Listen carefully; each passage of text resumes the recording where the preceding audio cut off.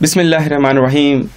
طب انبیاء و اہل بیت کی اس 8ویں کلپ میں ہم آغا صاحب سے سوال پوچھیں گے کہ طب اہل بیت سے نیچرل طور پر ڈپریشن کا مولانا کیا علاج ہے؟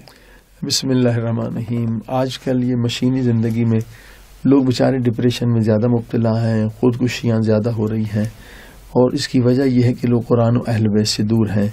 اگر قرآن و اہل بیت کے نزدیک آ جائیں تو ودن 20 منٹس، یعنی یہ لوگ لمبے علاج کراتے ہیں مگر پھر بھی ڈپریشن ختم نہیں ہوتا ہے، تو 20 منٹ میں ان کا ڈپریشن ختم ہو سکتا ہے. اللہ پاک کا وعدہ ہے، وہ آیت ہے حضرت یونس علیہ السلام کی، لا الہ الا انت سبحانک انی کنت من الظالمین.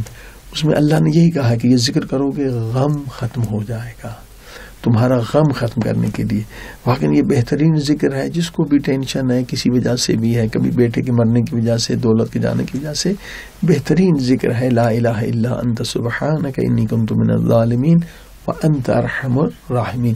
اگر سجدے میں پڑھیں تو بہت اچھا ہے. 110 مرتبہ سے سٹارٹ کریں، پھر 400 مرتبہ ہے، پھر 700 ہے، پھر 1001 مرتبہ. اس کی تعداد کے بہت سارے فلسفے ہیں.